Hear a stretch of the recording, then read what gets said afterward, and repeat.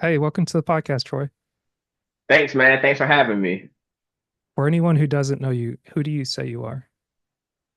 Whoa. Name is Troy Wilkins. I would say, that's who I am, Troy Wilkins. And if I had to describe some characteristics or some qualities of who I am, I would say, a man, a husband, a father, man of God. Those are just some of the things that I would say that I am. A son, like Mm, real simple, nothing super deep, nothing real complex. gotcha. But yeah. Hey, that's good. I mean, it's you can answer it a lot of different ways, and I always like to think there's no wrong answer, and it's just wherever you're at the moment. hmm And where is it?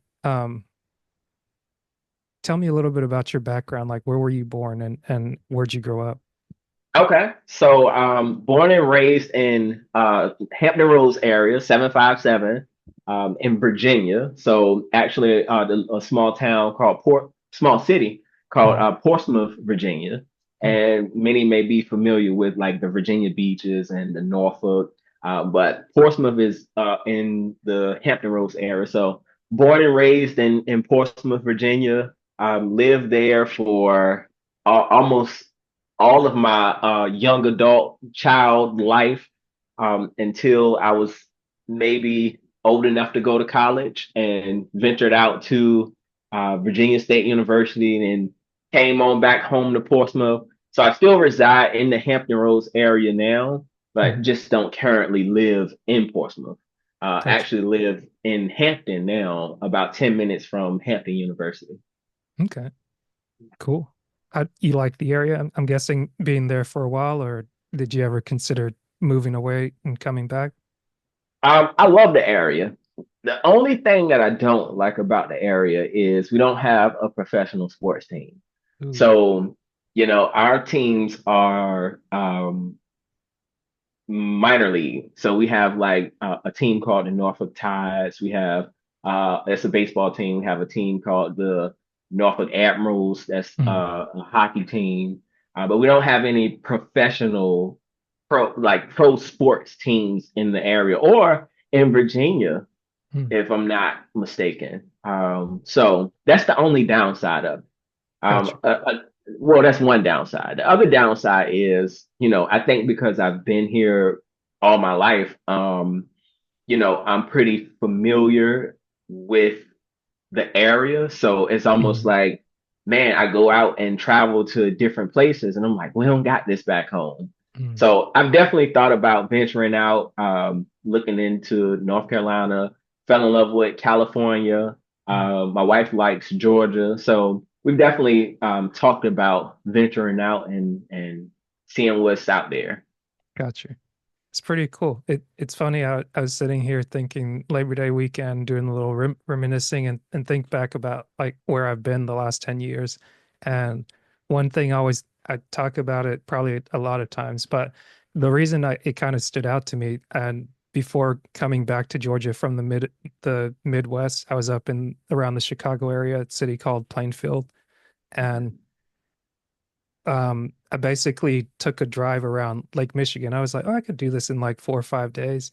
hmm And like start out just outside Chicago, you go past Milwaukee, you get up into Wisconsin, then you get up into the Upper Peninsula, come all the way back around. By the time I was like halfway through the Lower Peninsula of Michigan, I was like, I'm done on this trip. Like I tried sleeping in my Yeah. car for a day or two just to like not have to pay for a hotel every single night because I was like, okay, I'll go to this city, look around a little bit, go to that city, look around, go to that city, and on and on and on. And it's like a lot of, like you say, you travel around a lot and it's a lot of nice sights and things to see. But then at some point you kind of come back to your bed and it's like, huh, okay, at Yeah. least for the Yeah. trip. But to your point, it's like having lived somewhere your whole life, it's like maybe I'm feeling a little too cozy. Yeah, yeah, definitely. And you have every reason to be because you have a family that's around, Yeah. and I think that's a hard point as to like why we won't just up and leave Mm, because we have grandparents here. We have, I mean, majority of our family is here in the area. Right. And of course, with having three children, and three small children, we don't want the family to miss out on those moments, and Mm. we don't want the children to miss out on moments. And then times when we need babysitters and, we just need a breather as parents, it's like, hey, if we're out in the state, it's Yeah. like, just deal with it. Right. So having that village to kind of help hold your arms up as well, that helps too. Gotcha. That makes sense. And I guess what's life like in Norfolk? Like, how would you describe it? So Norfolk is terrible. I hate Norfolk. No, no, I'm just playing. So Norfolk, I mean, I've never lived in Norfolk, and I never see myself living in Norfolk. Hmm. Um, Currently, I live in Hampton, but I think Norfolk it's city life, but I think it's almost like a New York, a minor New York. And I love visiting New York, but if I'm there for too long, I'm like, all right, I gotta get up out of here. And I think that's the same with Norfolk. Like I love visiting Norfolk. There's some great people and athletes and things that even come out of Norfolk, and Hampton Roads and 757 area in general. But Norfolk specifically is like, all right, I'll go and visit. We go eat at some good restaurants and have nice hotels and things like that. But eventually, it's like I can't stay here too long. But Hampton Roads in general, I think it's the perfect area to build a family because it's not too fast and it's not too slow.